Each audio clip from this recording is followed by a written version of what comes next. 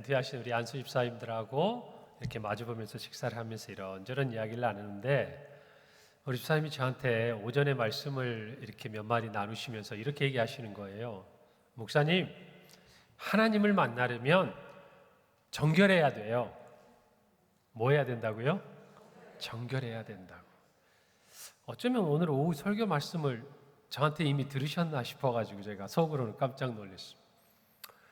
우리 모두가 하나님을 만난다는 것, 그것은 하나님으로부터 우리에게 부어주시는 죄사함의 은혜, 정결함의 은혜에 참여하는 줄로 믿습니다.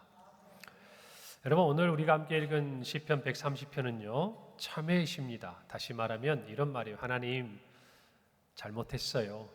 용서해 주세요. 하나님, 나에게 긍휼을 베풀어 주세요.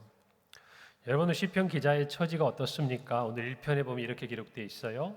여호와여, 내가 깊은 곳에서 주께 부르짖었나이다. 깊은 곳. 어떤 생각이 드세요? 바닥을 헤아릴 수 없는 깊은 저 바닥 끝 골짜기 같은 그런 의미를 가지고 있는 것이죠. 이것을 우리 인생에 대입해 보자면 어떤 의미일까요? 우리 힘으로는 다 하지 않을 것 같은, 아니 반대로 우리 힘으로는 도저히 치고 올라올 수 없을 것 같은 사망의 골짜기와 같은 깊은 그 자리에 있을 때에 어쩌면 우리 인생 가운데 오전에 말씀드린 대로 무엇인가 멈춤이라는 신호가 들어와서 우리로 하여금 한 발자국도 나아가지 못하도록 만드는 것 같은 그 자리에 있을 때 시편은 그 자리에서 오늘의 이 시를 시편의 기자는 써내려가고 있는 것이죠. 그 깊은 곳에서 하나님께 부르짖는다는 것입니다. 여러분, 우리 인생 가운데 분명히 돌아보아야 될 어느 순간이 온다고 말씀을 드렸어요.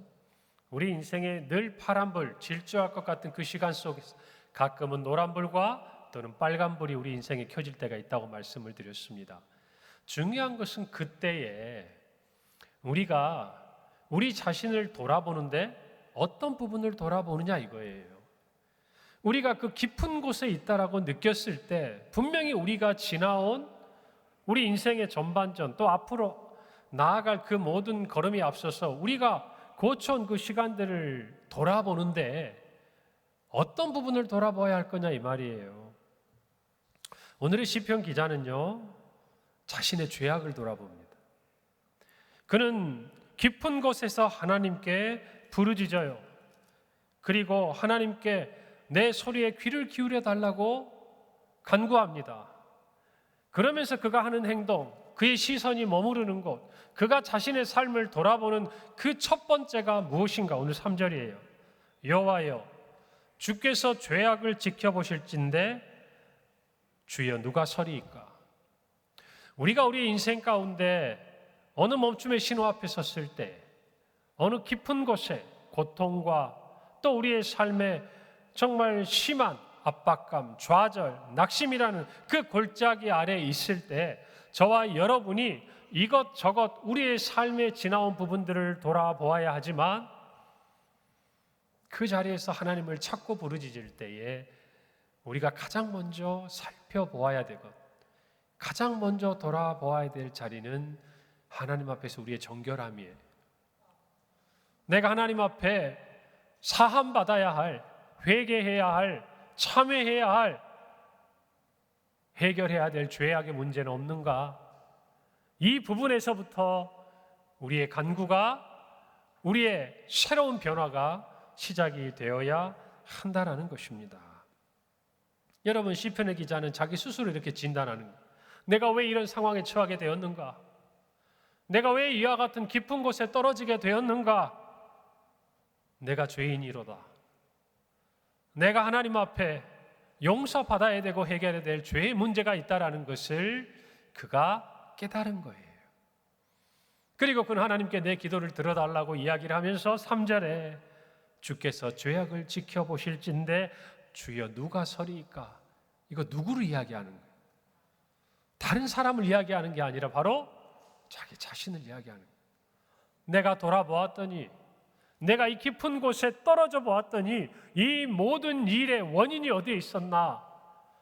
하나님과 나 사이에 하나님으로 나아가게 하지 못하는 죄의 문제가 있었다는 것을 시편 기자는 깨닫게 되는 거예요. 그리고 그는 스스로 말합니다. 주여 누가 서리이까? 누가 서리이까? 다시 말하면 죄 가운데 있던 나의 모습으로 내가 하나님 앞에 기도하고 간구하지만 나는 감히 하나님 앞에 설 수 없는 그런 존재라는 것을 그는 인정하는 것이죠. 누가 서리이까? 여러분, 이게 어떤 의미입니까? 아무도 설 수 없다라는 뜻 아니겠습니까?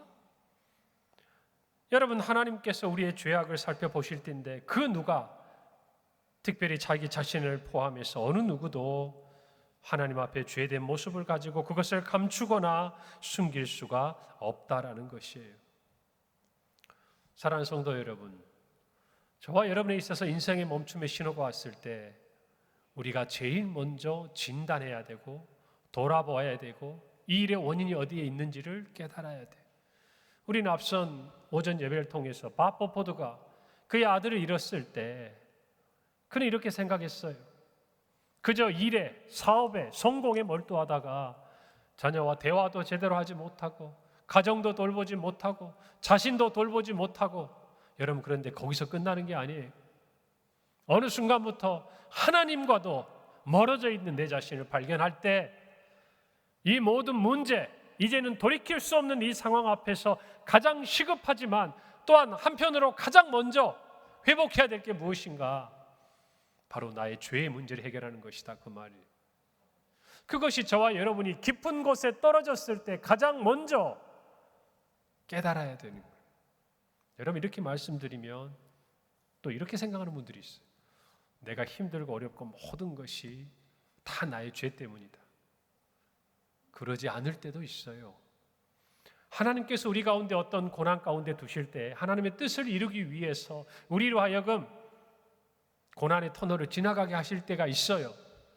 그러나 이것은 하나님도 알고 우리도 깨달아요. 그러나 많은 우리의 삶의 경우에는 우리는 대부분 깨닫게 돼요. 형통할 때는, 성공할 때는 몰라요. 그러나 무엇인가를 잃어버리고 무엇인가 떨어져 보고 무엇인가 좌절과 실패를 경험하면 그제서야 사람들은 생각하게 돼요. 이 문제의 원인이 어디에 있었을까? 내가 왜 이렇게 되었을까? 찾아요. 왜요? 그것을 알아야 지금의 이 상황을 벗어날 수 있는 방법을 찾을 수 있기 때문에. 여러분, 그래서 세상 사람들은요, 찾고 찾아요. 그러나 찾지 못하는 경우가 많아요. 그리고 그것이 답이 아닐 경우가 많아요. 그러나 저와 여러분은 분명히 알아야 돼요.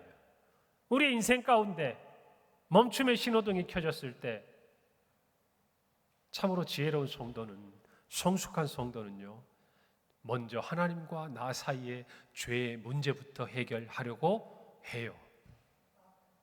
여러분, 이것이 저와 여러분의 삶에 있어야 돼요. 여러분, 로마서 3장 10절 11절은 말합니다. 기록된 바 의인은 없나니 하나도 없으며 깨닫는 자도 없고 하나님을 찾는 자도 없고 다 치우쳐 함께 무익하게 되고 선을 행하는 자는 없나니 하나도 없도다. 하나님을 찾지 않을 때, 하나님과 멀어져 있을 때, 하나님을 만나지 못한 인생은요, 죄에서 벗어날 길이 없어요. 여러분, 이것이 말씀 우리에게 가르쳐주는 진리예요.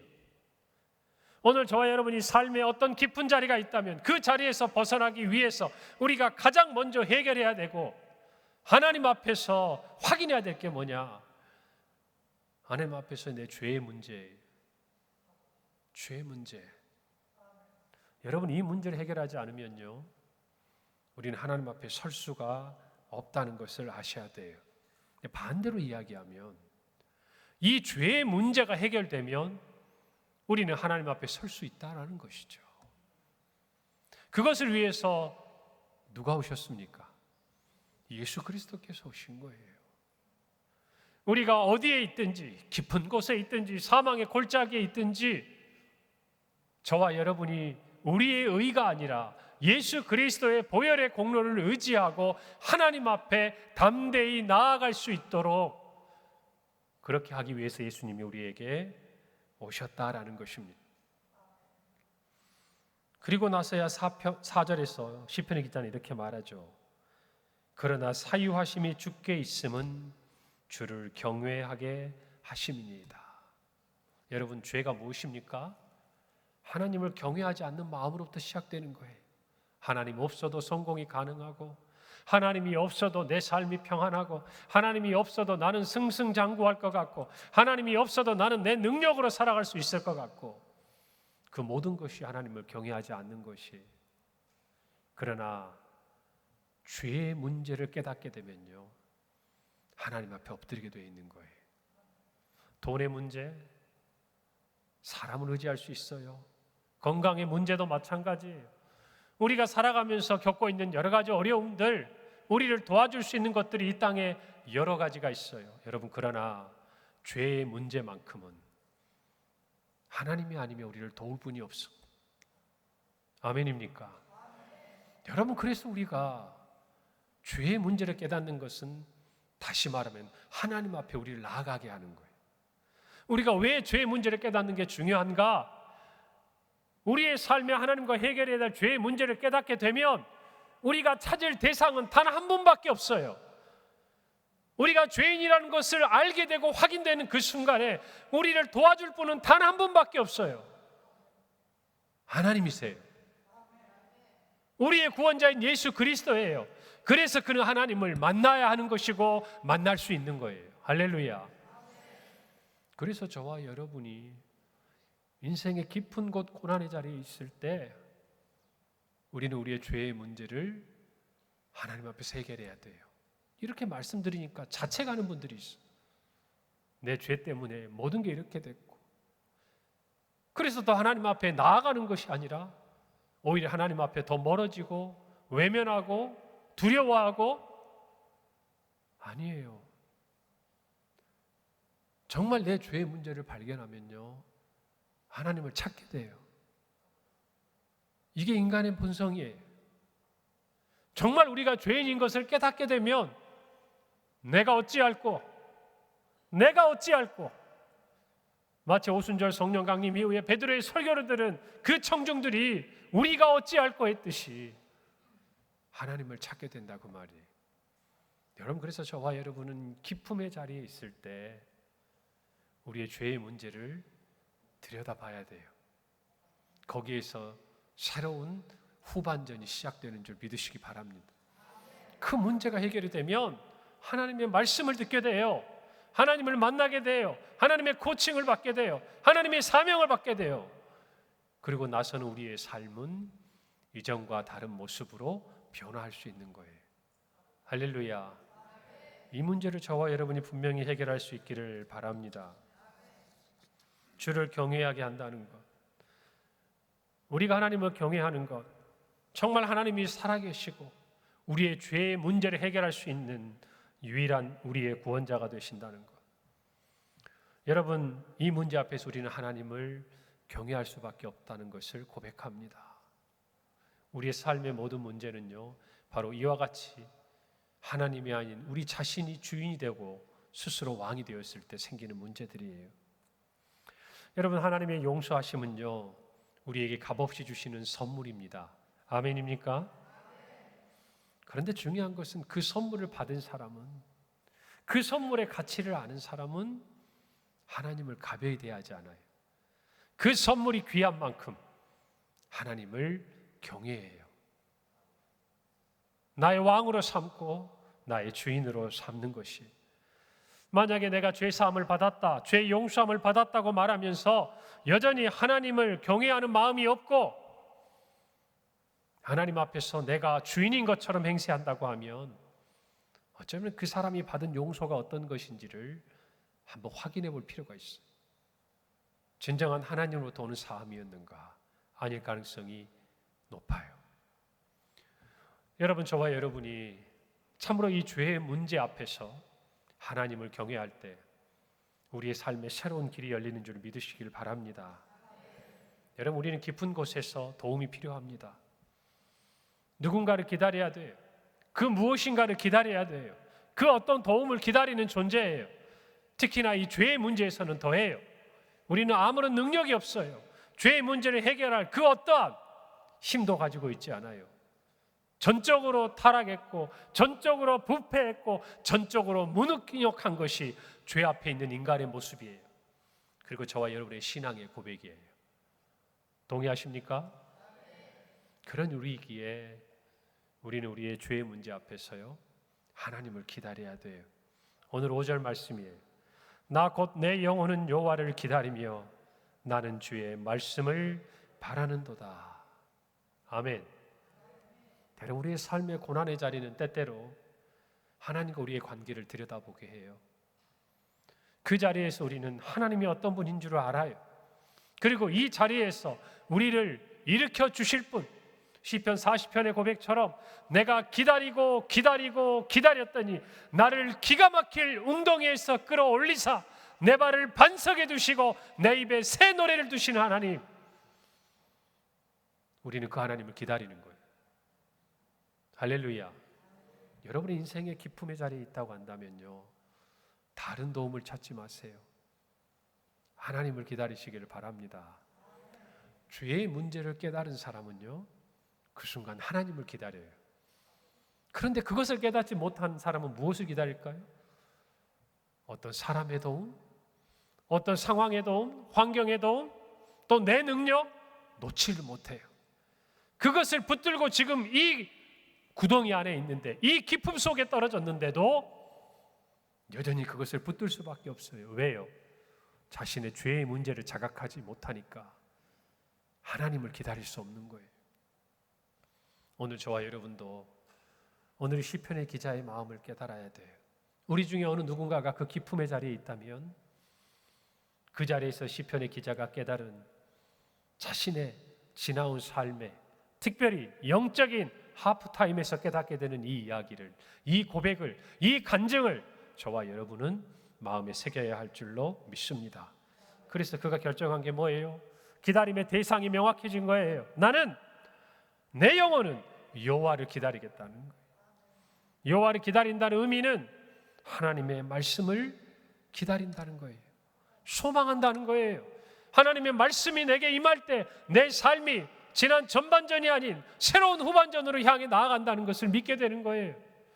여러분, 모세에게 하나님이 찾아오셔서 이제 가라, 내가 너를 바로에게 보내어 내 백성을 인도하여 내겠다고 하신 그 말씀이 있었을 때 모세의 삶은 180도 변화된 거예요. 오늘 저와 여러분도 마찬가지. 우리의 삶의 기쁨의 자리에서 우리에게 정말 필요한 게 무엇인가? 하나님의 도움이에요. 근데 그 하나님의 도움은 하나님의 말씀이에요. 할렐루야. 왜냐하면 하나님의 그 말씀은 말씀하신 대로 반드시 이루어지기 때문이에요.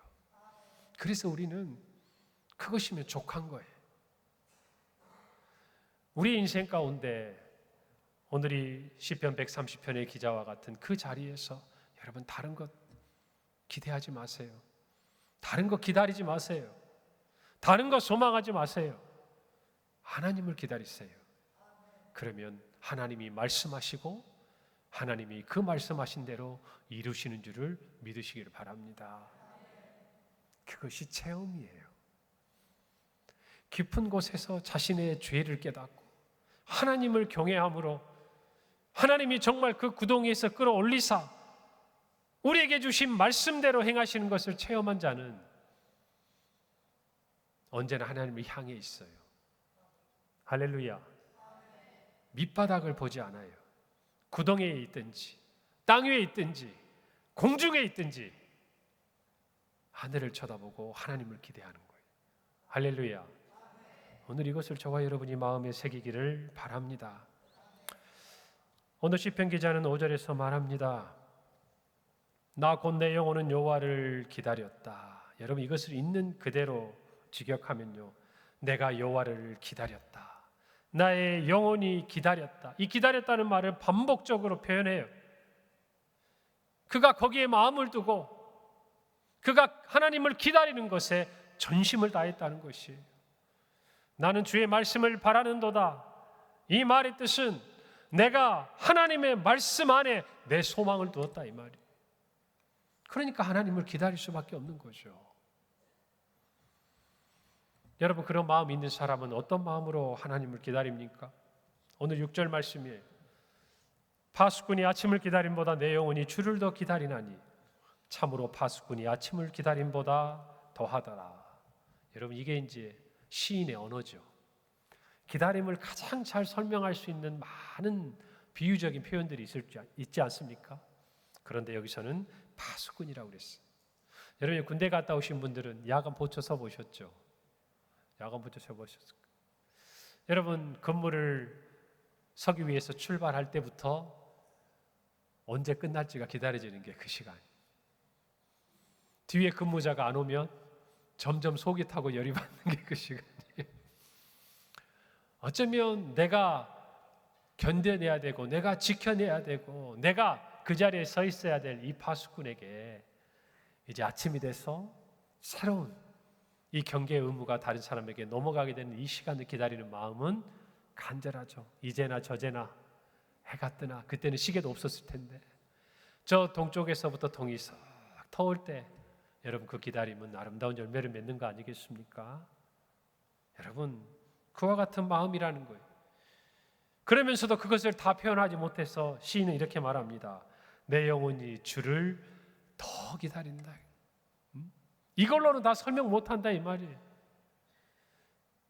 우리의 삶에 그와 같은 주님이 비추어 주시는 빛이 이 깊은 곳까지 다다르도록 하나님을 기다리고 내 죄의 문제를 하나님 앞에 자복하고 회개하고 그리고 하나님의 말씀을 내 소망으로 두고 기다리는 자에게 하나님께서는 찾아오시는 줄 믿으시기를 바랍니다. 여러분, 그래서 우리 모든 성도들이 정말 우리가 우리의 삶의 그 어떤 순간 깊은 곳, 때로는 인생의 터닝 포인트, 때로는 인생의 하프타임을 경험하는 그 자리에서 여러분, 다른 누가 아니라 다른 그 어떤 것이 아니라 하나님을 기다리기를 바랍니다. 하나님의 말씀에 소망을 두시기를 바랍니다. 하나님은 반드시 찾아오시고 우리를 일으켜 주시는 줄로 믿습니다. 오늘 성경의 말씀대로 하나님은 인자하심과 풍성하고 그 한이 없는 긍휼하심으로 우리를 속량하시는 분이기 때문에 우리 향한 이 약속을 변치 않으실 줄로 믿습니다. 여러분, 죄의 문제를 해결하면요 자유합니다. 여러분, 그거 아세요? 우리가 어떤 어려운 문제를 경험했습니다. 힘든 게 뭐죠? 왜 나에게 이런 일이 왔을까? 왜 우리 가정에 이런 일이 생겼을까? 왜 우리 자녀에게 이런 일이 생겼을까? 여러분, 그 이유를 찾지 못하면 그 어렵고 힘든 일이 쉽게 가시지가 않아요. 그런데 아무리 힘든 일이어도 이것 때문이었다라는 것이 분명히 알게 되고 확신이 되면 그때부터요 지금 내가 겪는 고난을 이길 수 있는 힘이 우리 안에 생기기 시작하는 거예요. 여러분, 우리도 마찬가지. 우리가 어떤 삶의 어려움과 문제를 경험했을 때 이 문제가 특별히 영적인 부분에 있어서 어떤 부분으로 인해서 생겼다는 것이 분명해지면 문제 해결은 간단해요. 오히려 간단해요. 근데 그것을 모르니까 좀 더 솔직하게 말해볼까요? 그것을 외면하니까 점점 어려워지는 거예요. 점점 어려워지는 거예요. 여러분, 그래서 죄를 직면하는 것은 쉬운 게 아니에요. 남들 앞에서 믿음이 있는 것처럼 신앙이 있는 것처럼 무엇인가 하나님 앞에 설 수 있는 것처럼 여러분, 그렇게 이야기하면서 마음속에 해결하지 못한 죄가 있는 그분은요 하나님을 경외하는 것이 아니라 무서워해요. 가까이 갈 수가 없어요. 오늘 저와 여러분이 진정한 회개와 참의 시인이 되기를 바랍니다. 그 문제가 해결되잖아요. 자유합니다. 자유해요. 우리의 죄의 문제가 해결한 순간, 죄와 사망의 권세에서 우리가 해방된 그 순간 저와 여러분에게는 새로운 인생의 후 한 잔이 열렸잖아요. 자유롭잖아요. 매여있지 않잖아요. 먹고 사는 것, 오래 사는 것, 이 땅에 장수하는 것, 명예를 얻고 높아지는 것 중요해요. 그러나 적어도 그리스도인들은 거기에 메인 사람들이 아니라는 걸 아셔야 돼요. 그걸 뛰어넘는 사람들이, 자유로운 사람들이에요.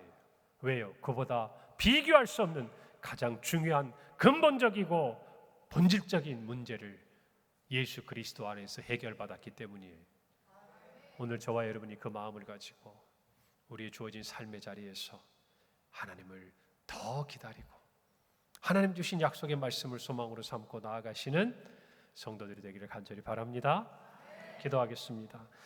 하나님 은혜를 감사합니다. 우리의 삶이 비록 깊은 곳에 있든지 그 어디에 있든지 그 시간을 통해 우리 마음속에 있는 하나님 앞에서 회개하고 해결해야 될 죄의 문제, 그것들을 발견하고 사함받는 시간으로 아버지 하나님 그 시간들을 지나갈 수 있기를 간절히 기도합니다. 내 영혼이 잘됨 같이 범사가 잘 되는 것, 우리의 죄의 문제를 해결할 때만이 진정한 자유와 하나님 앞으로 한 걸음 더 나아갈 수 있다라는 것, 이것을 깨닫고 우리의 삶에 있어서 본질적이고 근원적인 하나님과의 관계를 늘 확인하고 삶의 그 모든 자리에서 하나님을 기다리며 하나님의 말씀으로 소망을 삼는 우리 모든 성도들이 되게 하여 주시옵소서. 기다리고 기다렸더니 기가 막힐 웅덩이와 수렁에서 끌어올리사 반석 위에 그 발을 두시고 그 입술에 새 노래를 주시는 하나님을 체험하는 우리 모든 성도들이 되게 하여 주시옵소서. 예수님의 이름으로 기도합니다. 아멘.